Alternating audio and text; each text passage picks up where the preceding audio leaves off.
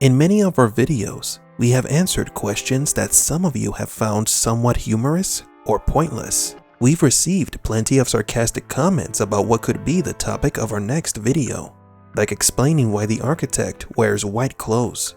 These questions might seem silly at first, but you may be shocked to realize that they make sense, because nothing that happens in the Matrix is by chance or random.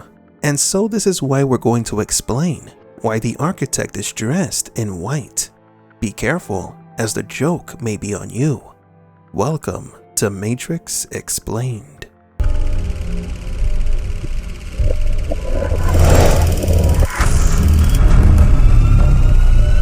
Welcome to the desert of the real. To help us understand why the architect wears white, we must first identify the reasons why another character wears white. There was once a red pill that contrasted from the rest thanks to her choice of wardrobe, Switch. She was the only Resistance member that dressed in light color clothing, bright and impractical inside the Matrix. We mentioned in a previous video that dark black clothing and trench coats help the red pills blend in and conceal their weapons. But in the case of Switch, there was no strategy behind her clothing. It wasn't practical, it was symbolic. The Matrix is a film that is different for its levels of understanding. If you turn off your brain, you can enjoy a typical action sci-fi film. But if you turn it on and carefully analyze the film, you will find multiple archetypes, symbolisms, and philosophies hidden in plain sight. Switch's clothing represents duality. When Morpheus explains to Neo what a residual self-image is, he does it within the construct, a colorless place. White represents Switch's RSI because her character was originally intended to have a gender duality. Switch was a man in the real world and a woman in the Matrix, a physical representation of Yin and Yang. Male Switch wears dark clothes, female Switch wears light clothes. However, this idea was scrapped from the film because political ideologies were much different back then. Yin and Yang is a recurring symbol throughout the Matrix universe. They are a concept of Taoism, which are used to represent duality. This philosophy attributes to everything that exists in the universe. It describes two opposing and complementary forces found in all things. Yin is the feminine principle. It represents things like earth, darkness, passivity, and absorption. Yang is the masculine principle. It represents heaven, light, activity, and penetration. Everything has an opposite, although this is not absolute. It's relative, since nothing is completely yin or completely yang. For example, winter is the opposite of summer, though a summer day could be chilly and a winter day can be balmy. The day cannot exist without the night. One cannot exist without the other. The yin and yang philosophy is not limited to Switch. We see it in Neo and Smith, and with the Oracle and the Architect. These two characters share certain traits, but are also shown as complete opposites. On one hand, we have the Oracle, an elderly black woman who lives in the housing projects, and on the other hand, we have the Architect, an elderly white man who lives in a penthouse apartment. The Oracle lives in a humble apartment filled with children. She loves to bake cookies and smokes cigarettes.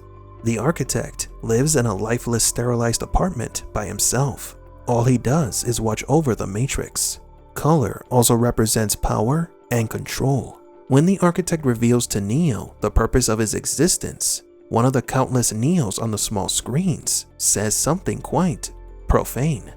As you are undoubtedly gathering, the anomaly is systemic, creating fluctuations in even the most simplistic equations. Control me! I'm gonna smash you to bits!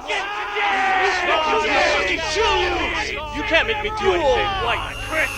The Architect is the perfect stereotype of a rich white male. The Oracle, in contrast, is also a stereotype. She represents people who are oppressed by the system. These symbolisms are part of the Matrix. It is how the Architect and the Oracle choose to project themselves to affect Neo's perception. Remember, they are only codes. Human stereotypes are their disguises. Look at the agents. They are the stereotype of the no-nonsense law enforcement. Their appearances serve the same purpose, to blend in and not arouse suspicion. Classism or class discrimination is also relevant in the interactions of the Oracle and the Architect. Racial themes, though they are not deeply explored in the Matrix story, are certainly present.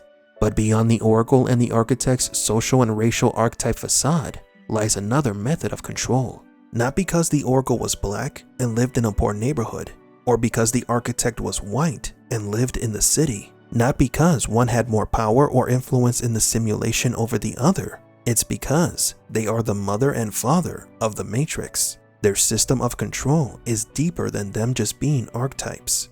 Some of you fear that the current political climate will negatively affect the story of Matrix 4, that it will be full of forced progressive ideals or woke. But if you haven't watched the Matrix trilogy recently, then maybe you should binge watch them. You will see that political and social commentary are nothing new to the series. The Matrix trilogy managed to critique our social, economical, and political systems. They are an evaluation of classism, social archetypes, and other behavioral and philosophical points that are being discussed today. The difference is that The Matrix was able to talk about these themes without feeling preachy or forced. At the time of creating The Matrix, the Wachowskis stated that they were tired of movies that told you what to feel, what to think, that everything is revealed to you by the end with no room for interpretation.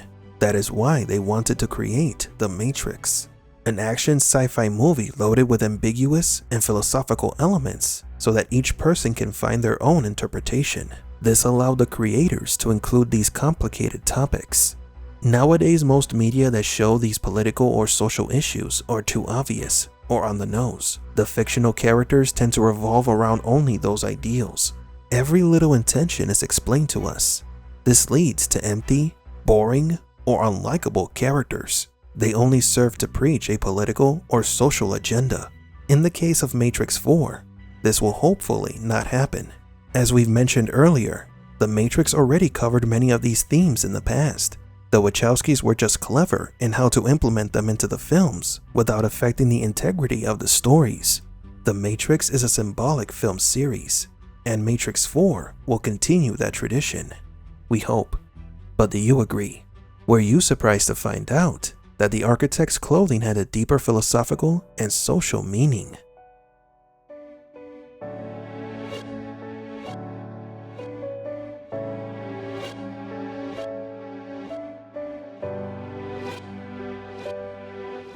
For Matrix Explained, please leave a like and subscribe. And thank you for visiting the Desert of the Real.